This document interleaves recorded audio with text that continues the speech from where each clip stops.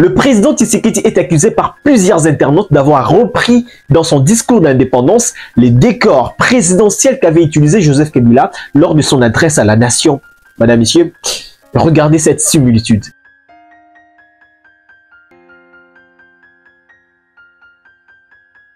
Oui, qu'est-ce qu'on peut encore dire? Parce que parmi tous les discours prononcés à l'occasion de la fête de l'indépendance, c'est bien la toute première fois que la présidence a choisi un tel dispositif visuel. En 2019. Chers compatriotes, ce 30 juin 2019, la République démocratique du Congo va commémorer le 59e anniversaire de son indépendance. En 2020. Mes chers compatriotes, le 30 juin de chaque année est un moment légitime pour nous tous de célébrer l'accession de notre pays à la souveraineté nationale et internationale. 2021. Congolaises, Congolais, mes très chers compatriotes, la date du 30 juin de chaque année nous rappelle le jour mémorable, le jour glorieux. 2022. Congolaises et Congolais, mes très chers compatriotes, 30 juin 1960, 30 juin 2022, 62 ans. 2023. Congolaises, Congolais, chers compatriotes, la date historique du 30 juin 1960, profondément ancrée dans nos cœurs, marque l'accession de notre pays, la République démocratique du Congo, à la souveraineté nationale et internationale. 2024. C'est en nous appropriant véritablement de ces idéaux que nous prendrons pour de bon le plus bel élan, comme nous y invite notre hymne national, et ce, en vue d'ouvrir la voie à un avenir radieux pour notre pays, lui permettant ainsi de prendre sa place légitime parmi les nations influentes du monde. On constate que depuis 2019 jusqu'à 2024, le chef de l'État n'a jamais utilisé ce type de dispositif à l'occasion de la fête de l'indépendance. Jamais. Et nous étions surpris au mois de mai 2025 que ce type de dispositif visuel a été utilisé par Joseph Kabila.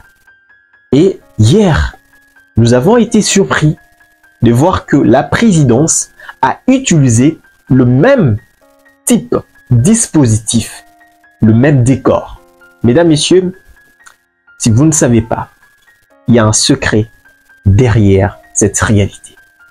Alors, abonnez-vous avant que je vous parle de ce secret.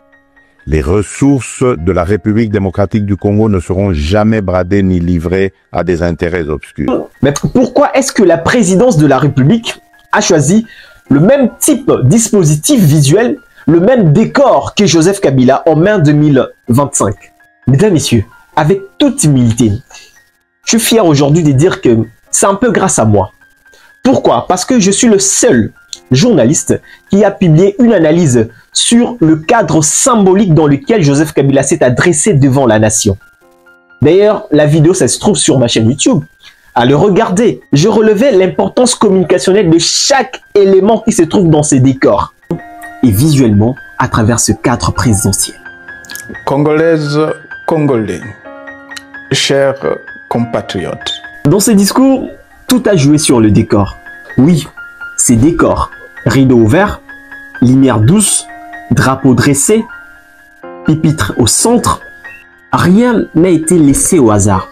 Ce que vous avez vu n'est pas qu'un simple discours. C'est une démonstration du pouvoir qui cache un secret. Ce que vous voyez dans cette vidéo n'est pas un simple fond de bureau. C'est ce qu'on appelle en communication politique un décor d'autorité douce. Et je me souviens que cette vidéo avait suscité beaucoup de réactions, tant du côté des experts que des internautes.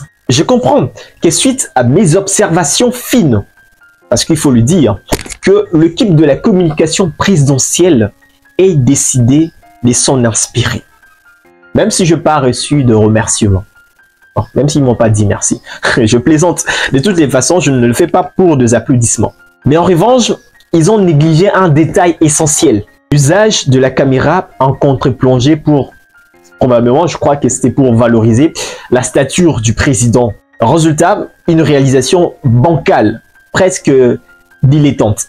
Voilà, madame, messieurs, il faut le reconnaître que malgré mes interventions, malgré mes observations poignantes vis-à-vis du régime en place, il faut quand même l'admettre que la présidence s'inspire de mes vidéos pour affiner ses stratégies en communication. Et c'est là qui fait la différence entre un journaliste de formation et un simple créateur de contenu.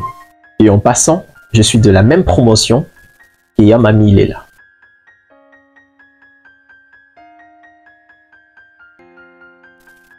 Sans prétention.